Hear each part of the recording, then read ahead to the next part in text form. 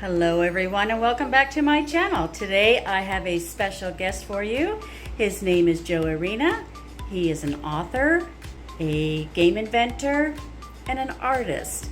And actually he's also my neighbor, and he also played the wizard at my wedding. And I would like to interview him. He does sci-fi novels, and he's very interesting to listen to. So on that note, let's get started with the interview. So Joe, fantasy novels, how did you get started writing books? That's a long story, but I'm going to condense it really quick. I started as a child. I was always having great dreams, and as a young child, I began to write. As far back as I can remember, draw, create, illustrate, and design different kinds of products. When I was a child, I used to tell stories around a circle of children. And there was a semicircle driveway near the old home, which actually was, in true story, that used to be a convent.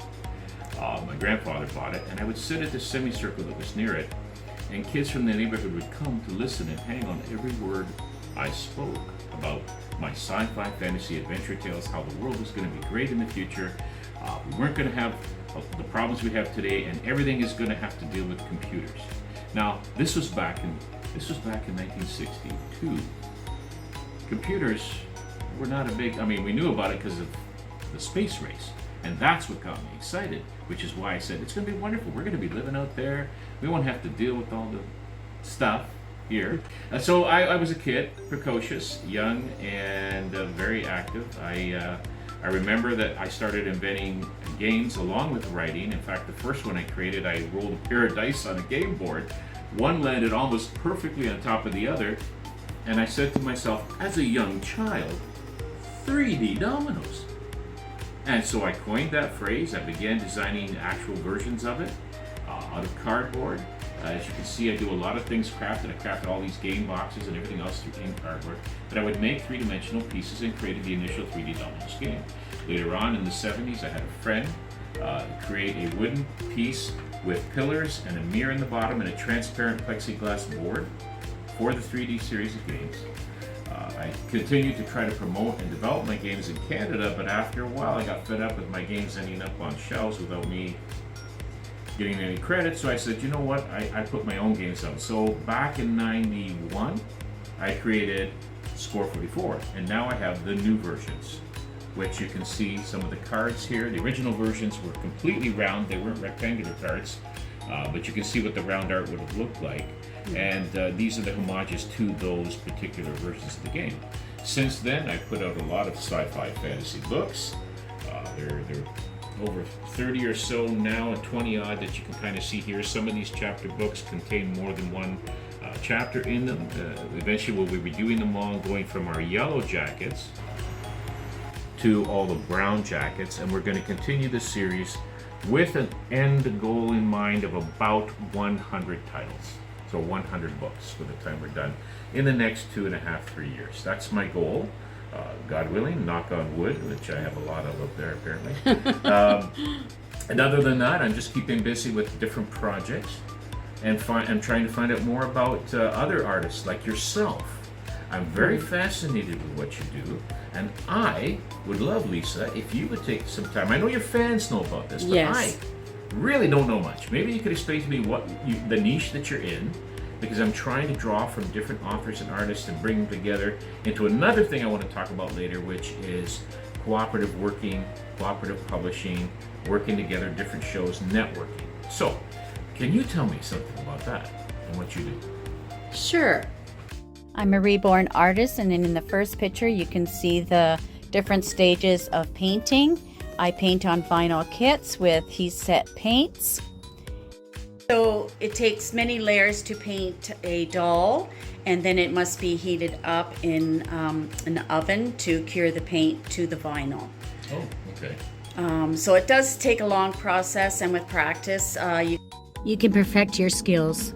Loved babies growing up, and it's not only that. I've grew up with a collection of toys, Barbies, Barbie furniture, that sort of thing, minis.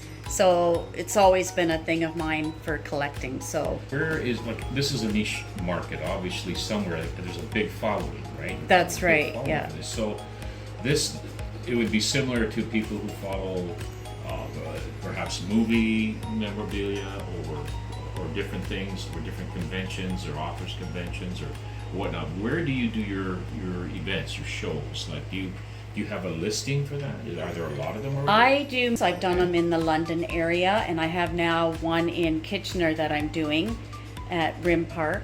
A nice one because it's going to be a big show this time. Is this a Christmas event coming up then? It is. So there's going to be a bit of everything there. So I think that will do well. Yeah. And also I'm getting a website as well. Oh, good. Don't have it yet, but it's coming. You're like me. I've got It's the, coming. I've It's got coming. The facade up there. You know, Yeah. can't figure it.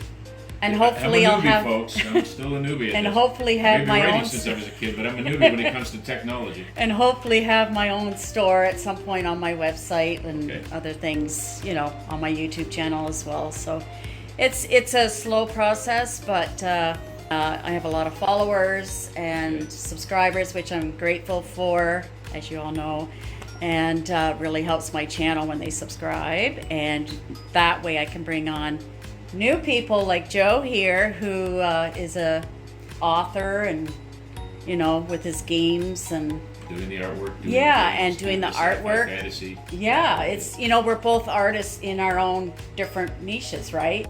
Here are some of my little babies I've made.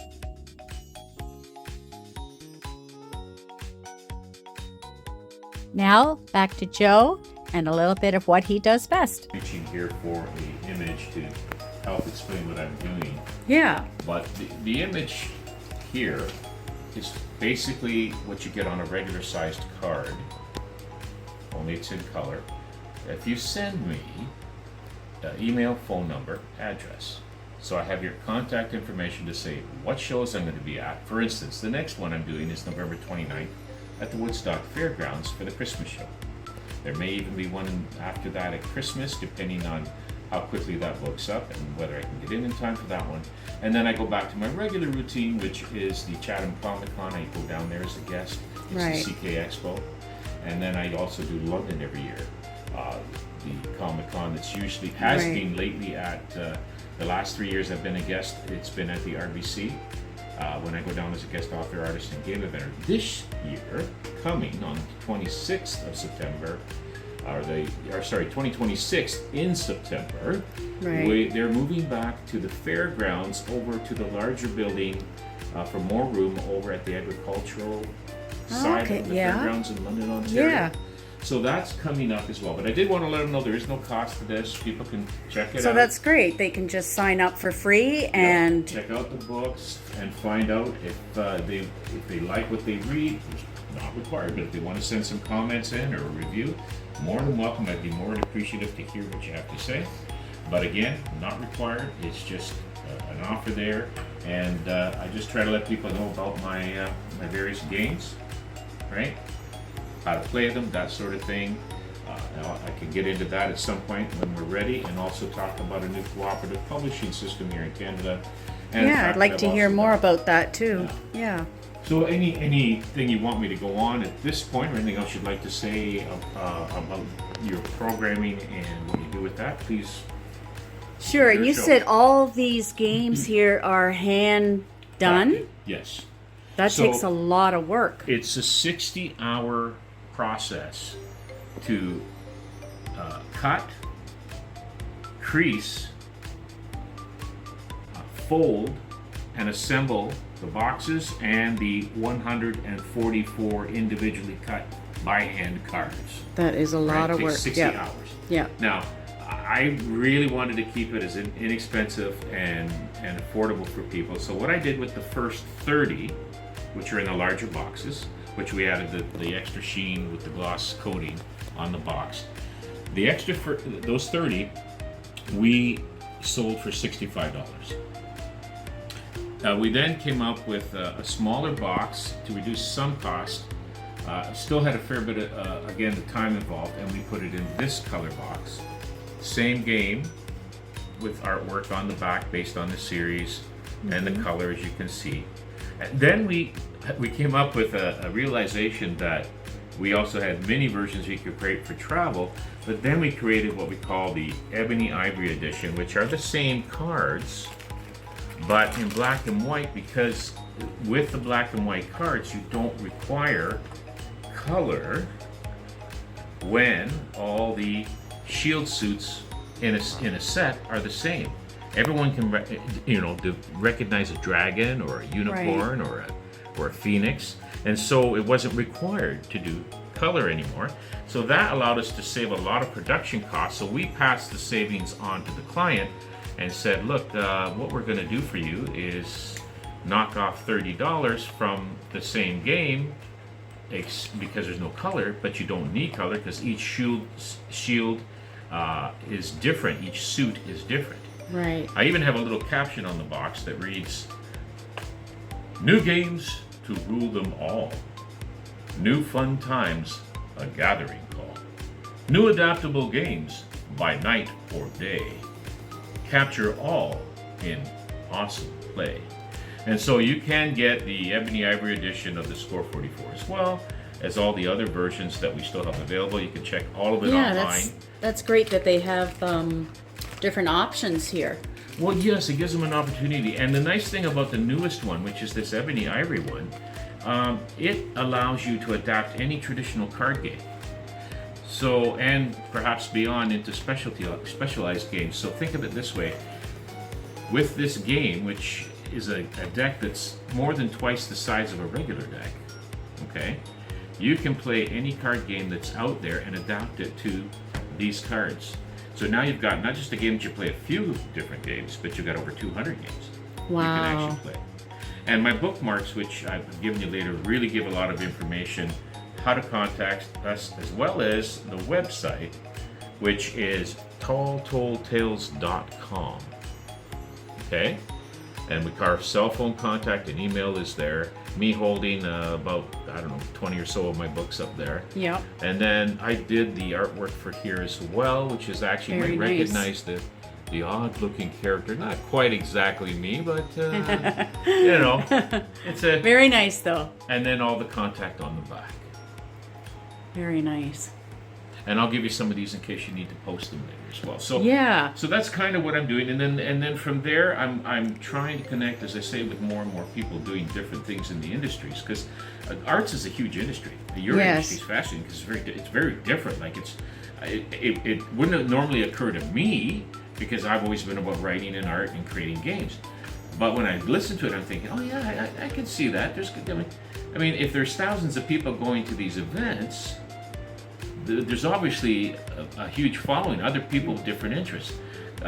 So I'd like to see the same thing expanded to everything from audiobooks to maybe sculpting, whatever. And actually what you do is very much like sculpting.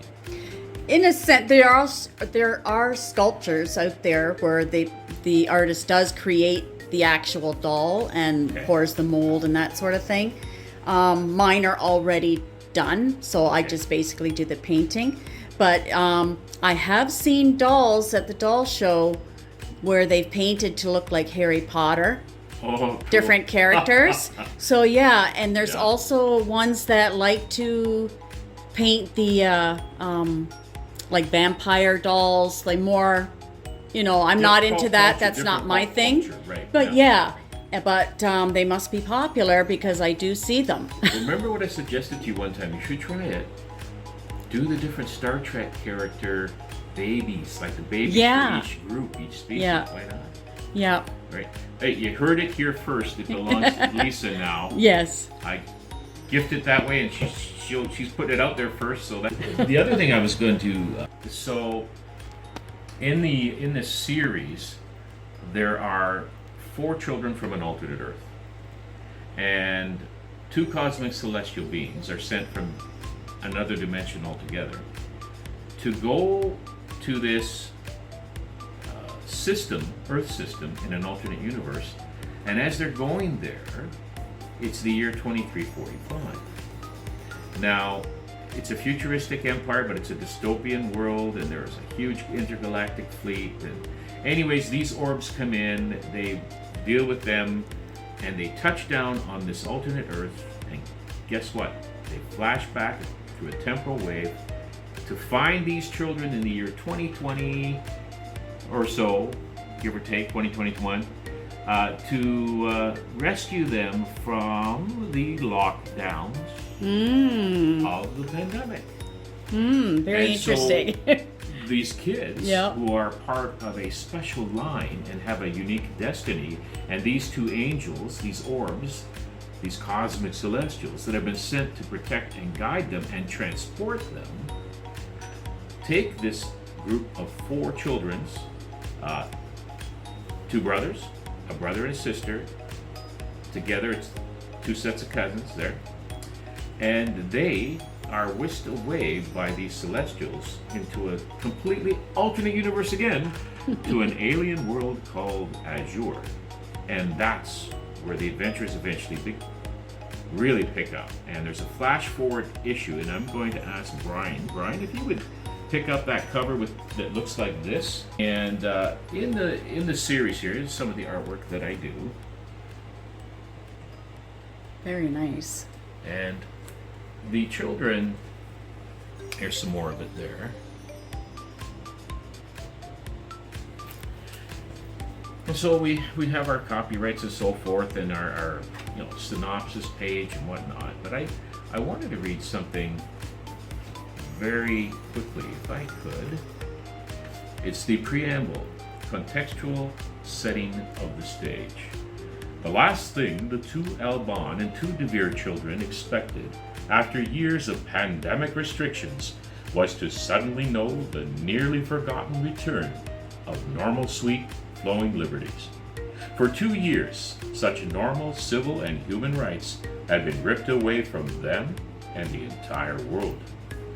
Soon the youths would have the highly desired opportunity to once more enjoy a happier time at their beloved grandparents' enchanted home.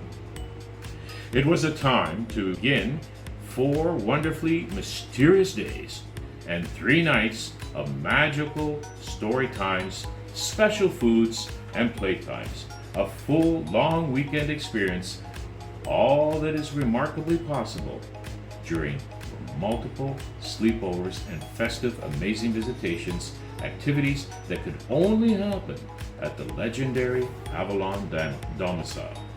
More important and exciting to the 4 pandemic-weary younglings was a chance to experience the mysterious wonders of the small dwelling of Grandpa and Grandma Avalon's enchanting modest home. The Avalons, ideally set, parkside located, enchanting small home was within the curious Ontario city of Mythos Woods, Canada. Rhina Blaze, Thea Alban, with her brother Dover Dan Pensky Alban, had traveled some distance to meet and have fun times with their 2 taller cousins. They looked forward to receiving all the treats, playing all the games, and engaging in all this spirited laughter with their 2 cousins, Jaguar Leon Rembrandt de Vere and his younger autistic brother Mikhail Hyvandir de Vere.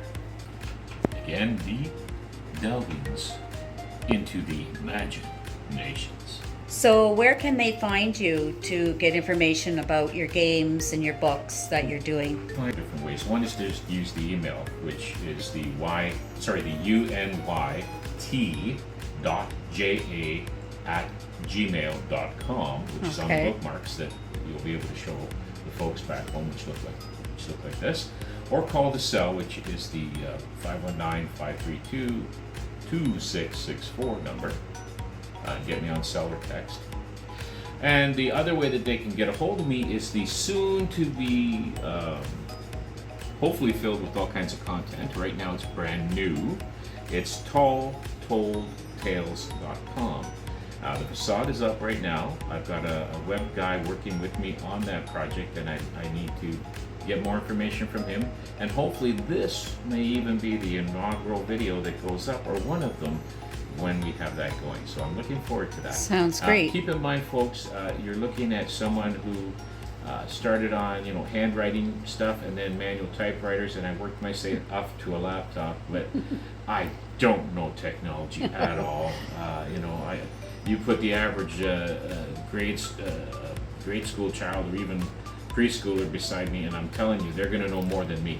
Anyway, I wanted to talk, if I could, about the Cooperative. Yeah. So one of the new things that's come up, and I'm going to read the name so I don't make a mistake. They just updated the information on this, and it is called the Great Creators Cooperative Canada, otherwise known as the GCCC. Okay? They're brand new, only a few months. But they're up there, and the shares are available. You can get those as well. I'm thinking of getting one or two myself just to see how this works. And I've been talking with someone that I know that's involved with the Cooperative, which is going to be an organization designed specifically to help you get your books up digitally, print books, and eventually look into audiobooks and other different kinds of projects down the road. And the gal who runs this is in Norwich. The office in Ontario is in Norwich. And this is one of the people involved with the planning and committees and boards, I suppose, with that. And she, I hope to have on as a guest in the future to talk about more details on that. I do know that they are based in 3 provinces right now. Okay. BC, out west, I forget exactly which, I need more information from them. Right. And then here in Ontario, and she's been very busy, her first name is Dawn, she's been very busy with all the processes involved. She's been taking the courses and information because there was a ton of stuff involved with running a cooperative publishing house. And then speaking about publishing really quickly, I can also add that this year I got my International Standard Book Numbers, ISBNs. Very nice. And I can begin using those for publications where and when I feel I need to do those. I may even be able to start to help to publish other people if they would like to down the road. That is a process to look into, and I will work hand in hand with this new cooperative to find out more about how they're doing everything. And at the meantime, I have a number of activities coming up, like the November 29th Christmas show at the Woodstock Fairgrounds, possibly one in April as well that is coming up at the same location. But I really am looking forward to next year, because next year, again, is the Chatham Comicon, which is also known as the CK Expo. But I would love to be down there with all my stuff again, as they've had me down several times already as a guest. And I would also like to return to London, and I make plans and contacts about that this week as well, talking to one of the organizers for that one, which is now, as I mentioned, being moved to the fairgrounds in London, Ontario, which will be over at the agricultural new section there. It's a much larger area. And that will be happening about this date or so, more or less, next year in September 2026. So those 2 shows. So those are the things and I almost forgot. There is a group here in Woodstock. I'm not on the board of the committee, but I talked to them and we get along well. And they're looking to have me down at some point as a guest as well. But it's for a Comicon here, and they secured the name. Oh wow! The Woodstock Comicon. No way.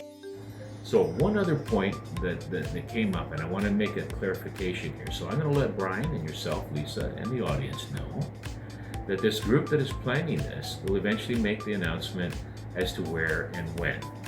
But right now, they've registered the Woodstock Comicon name, and we're looking down the road to hear from them as to the exact date and when they're going to do this. Tentatively right now, it looks like next year. Knock on wood. Very exciting. That will give me eventually then maybe 4 or 5 events that I can participate throughout the year. Yeah. And in between that, I work like crazy, and my poor wife, who loves not to help me but does help me anyway. She helps me a lot actually, because I write my stuff down, and it takes a lot of organization, and she's very good with helping me to go through, because one of the best things a person can have is someone who's really good at helping with editing down the road too. So that's about it. And I remember when I first started my channel and Brian wouldn't even hold a doll. Yeah. And now he's in the videos. It takes time for things to grow on people, Yes. doesn't it? Yeah, I know how you're here. I'm safe here from monsters and everything. It's crazy. So basically, that's kind of what I mean in a nutshell. I really appreciate you taking the time to come down. It was my pleasure. Yeah, and we still have to get the our wedding video up. Oh yeah, We're still waiting to get that back, and Joe was the wizard in our wedding, so we appreciated that. And his wife was the fairy godmother, so that's exciting. When we get that video back, we'll be posting that up as well. Yeah, actually, that'll have me as one of the characters from my series. Yeah. Called Orpheus, a cosmic celestial. Everyone wants to call him a wizard, but in reality, he says, no, I'm not. I'm an angelic. I'm a cosmic celestial. I look like this to fit into your, but I'm not that. I'm an angelic here to serve and help and to spread the information about the main character, help the people, and about the information in the world so much, Lisa, for all my this. pleasure. I've had a great time. Yeah. And I want your audience to understand that this series really is an expansive mirroring of the different circumstances that can happen in fantasy and dreams and in reality. It touches upon a lot of things, like the key characters, the Great High King, the Dark Netherworld Prince, and how those, both the Dark Netherworld Prince works on his way to make things go the way he wants, but the Great High King helps and tries to get people to realize what needs to go on. And then there's a cast of hundreds and hundreds of people throughout the series that you'll get to know and touch on and share in those adventures. So I'm hoping that people will come and check it out and pick it up, and I'm hoping that I get a chance someday to check out these other conventions with these other artists, right? Yeah. And see what's going. There's so many different things out there that really are interesting. Yes, definitely. You can go and find the facade that's there right now, which is basically the template. Right. And take a look, and then eventually we'll get more on there. And join the fan. Free fan, get your free membership, because I didn't explain how that actually worked, but if I may really quickly, if you are not a member, I retail the books for the retail price. But if you are a member, and membership is free, you get the books for 50% off. Whoa, that includes the games as well. That's a no-brainer. Yeah. So a $35 game you're up. buying for $17.50. A $25 book you're buying for $12.50. And if you are a buyer for a store chain or book or libraries or whatever, and you want to buy stuff in bulk as a buyer for one of those kinds of outlets, there is a straight $10 fee, which gives you a 60% markup. Sounds great. So that's my way of trying to make things work in Canada. You never know where you're going to go or who's going to hear your name, and you might have a celebrity committee decide they want to order. Never know. They want to order 1 million units for something because they're going to throw something. Exactly. Yeah. Exactly. Yeah. Fantastic. Yeah. Thank you all. Bye for now. Bye. You can contact Joe Arena at 519-532-2664. Email at talltoldtales.com.